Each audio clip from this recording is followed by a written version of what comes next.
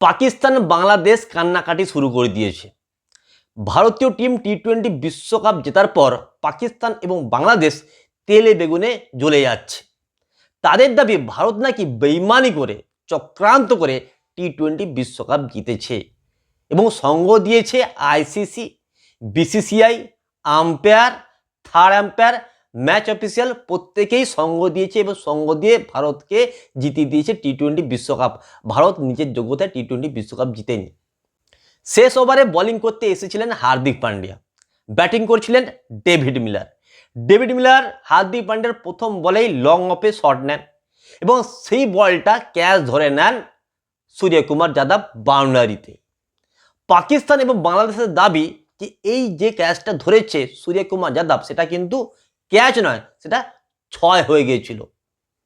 যে বাউন্ডারি রোপটা ছিল সেটা নাকি পিছন দিকে সরিয়ে দেওয়া হয়েছে ইচ্ছাকৃতভাবে।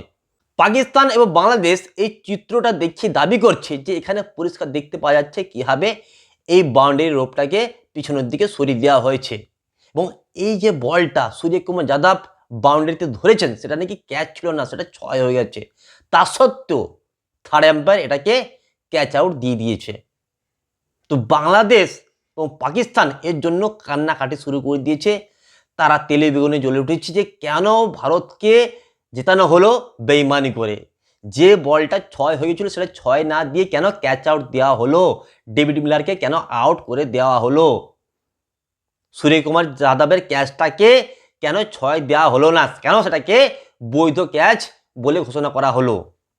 পাকিস্তান বাংলাদেশ কাঁপছে এবং তেলে বেগুনে জ্বলছে। এখন সবথেকে বড় প্রশ্ন হচ্ছে সূর্যকুমার যাদব কি সেই বাউন্ডারি রোপটাকে পিছন দিকে সরিয়ে দিয়েছিল? সে তো সরায়নি, প্রথম থেকেই বাউন্ডারি রোপটা সেখানেই ছিল। তাহলে এখানে সূর্যকুমার যাদবের কী দোষ, ইন্ডিয়া টিমের কী দোষ, আইসিসির কী দোষ, থার্ড আম্পায়ারের কী দোষ? কিন্তু বাংলাদেশ এবং পাকিস্তান কিছুতেই মানছে না।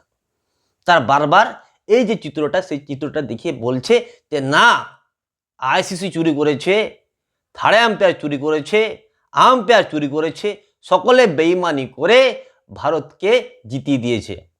ডেভিড মিলারের ক্যাচটা ক্যাচ ছিল না, সেটা নাকি 6 হয়েছিল, যেটা সূর্যকুমার যাদব বাউন্ডারির ধারে ধরেছিলেন।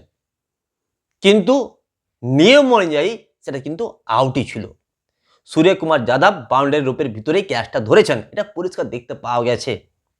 এবং যে লাইনটা দেখতে পাওয়া যাচ্ছে সেই লাইনটার বাইরের রোপটা ছিল, কিন্তু সেই রোপটা প্রথম থেকেই ছিল, প্রথম থেকেই বাইরে ছিল। তো এটা তো আর সূর্যকুমার যাদব নিজে নিজে পিছিয়ে দেয়নি। তাহলে সূর্যকুমার যাদবের এটা কি দোষ? সে কি দোষ করেছে? ভারতীয় টিম কি দোষ করেছে? বর্তমানে ভারতের যে জয় সেটা কিছুতে সহ্য করতে পারছে না পাকিস্তান এবং বাংলাদেশ। তারা তেলে বেগুনে জ্বলছে। নিজেরা খেলতে পারেনি, পাকিস্তান সুপার 8-এ কোয়ালিফাই করতে পারেনি, বাংলাদেশ সুপার 8-এ কোয়ালিফাই করে একটা ম্যাচও জিততে পারেনি। এবং তারা যখন দেখছে যে আমরা তো কিছুই করতে পারছি না, আমরা তো অপদার্থ,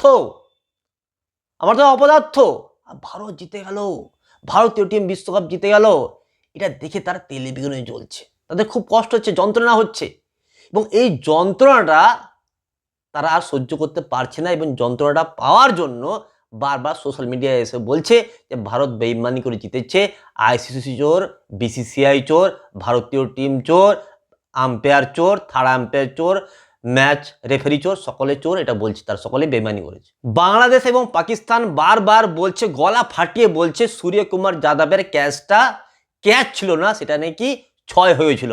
সূর্যকুমার যাদব, ভারতীয় টিম, ম্যাচ রেফারি, আইসিসি সকলে বেইমানি করেছে এবং ভারত বেইমানি করে টি-20 বিশ্বকাপ জিতে গেছে। বন্ধুরা, বাংলাদেশ এবং পাকিস্তানের এই আরোপকে, এই দোষারোপকে আমি ভারতীয় হিসাবে খারিজ করে দিচ্ছি। কারণ এরা যে দোষারোপটা করছে, এরা যে আরোপটা করছে তা সম্পূর্ণ নিরর্থক, এর কোনো অর্থ নেই।